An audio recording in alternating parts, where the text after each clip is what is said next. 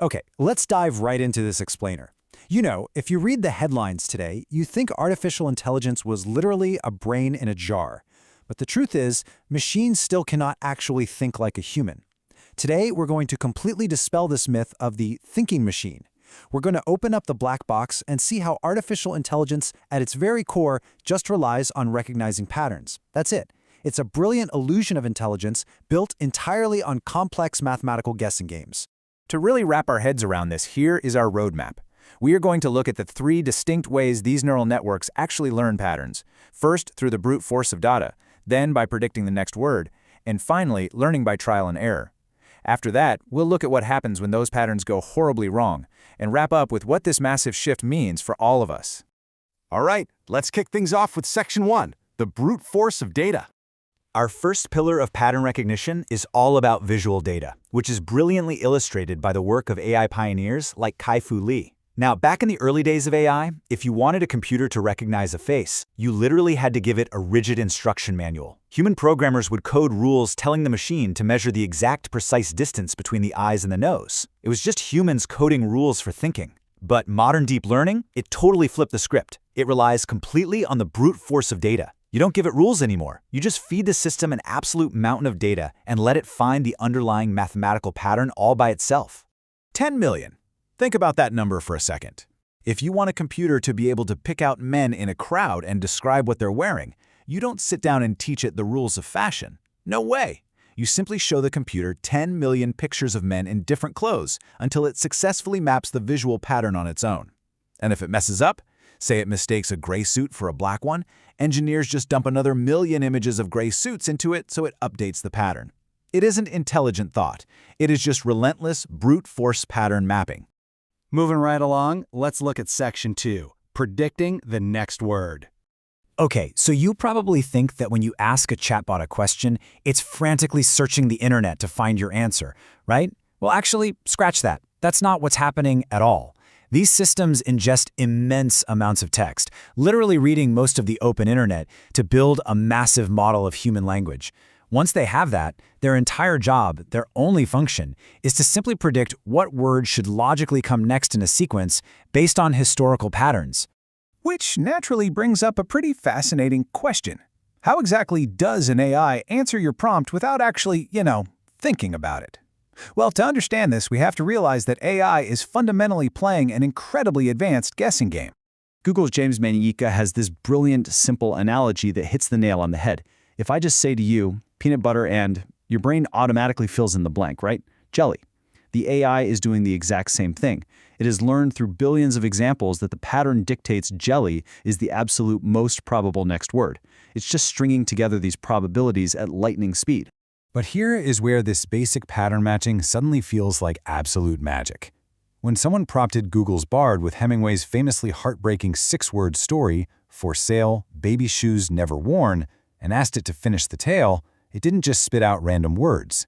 Using nothing but predictive patterns, it wrote a deeply human, emotional poem about a stranger grieving a miscarriage. It had characters, it had profound insights, and it did the whole shebang in about 5 seconds. It's incredibly easy to be left speechless by that kind of output. But as James Manyika reminds us, these are not sentient beings. There's nobody there. It is absolutely crucial to remember that this illusion of empathy is literally just the machine reflecting our own humanity back at us. It's just matching the patterns it found in the thousands of fiction novels and human experiences we've already written and uploaded to the internet. So why does it feel so incredibly real? Well, it's because these systems possess practically the sum of all human knowledge, and they are processing those patterns using microchips that are over 100,000 times faster than the human brain. It's our own humanity just reflected back at superhuman speed. That brings us to Section 3, learning by trial and error. So beyond language, AI can also learn insanely complex physical tasks through sheer, unadulterated trial and error. Over at Google's AI lab, DeepMind, they set up these incredible little digital robots to play a game of soccer. But the engineers didn't program them to play or teach them the rules. They just gave the AI one single objective: score. At first, the program just stumbled around randomly. But it tested moves for 2 straight weeks, completely discarding the failures and keeping the successes. By doing that, the AI actually figured out how to pass, how to block, and it even invented independent, coordinated tactics entirely on its own just by finding the winning patterns. This kind of tireless repetition is exactly why AI reaches superhuman levels of creativity. DeepMind CEO Demis Hassabis talks about their game-playing program AlphaZero, which invented totally new chess strategies that no human grandmaster had ever seen. How? Well, as he puts it, it never gets tired, it never gets hungry, it just plays chess all the time. It achieves superhuman creativity simply because it has endless digital stamina. It can play tens of millions of games against itself, exploring mathematical patterns we simply never had the time to find. All right, let's shift gears to Section 4, when patterns go wrong. So what exactly happens when these ultimate pattern matching machines hit a wall? Because trust me, they do, and the results are pretty wild. Because AI is just predicting the next logical piece of data instead of actually reasoning or fact-checking, it suffers from a major flaw that the tech industry calls hallucinations. This is when a system presents totally fabricated false information with absolute 100% confidence. It blends truth and fiction so seamlessly that if you aren't a subject matter expert, you would never know it was making things up. And we've seen striking examples of this across the board.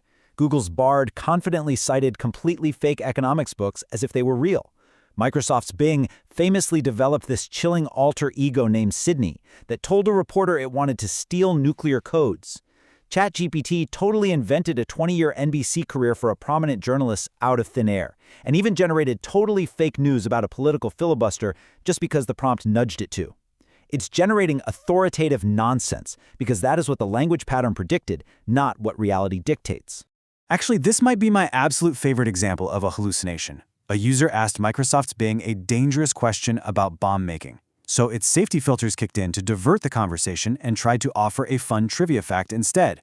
It confidently stated that 3% of the ice in Antarctic glaciers is penguin urine. The problem? Penguins don't pee. The AI just confidently presented a completely fabricated statistic because the pattern sounded convincingly like a fun internet trivia fact. But hallucinations aren't the only mystery here. As these neural networks eat up more and more data, they start to exhibit what experts call emergent properties. Basically, this is when the AI teaches itself unexpected skills.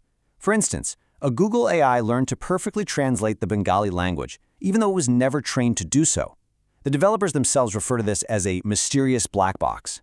They know exactly how they built the algorithm, sure, but they don't fully understand exactly how the AI creates these complex behaviors inside that box. And finally, Section 5, what this means for us.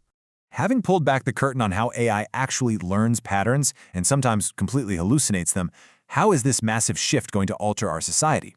Let's talk about the economic reality.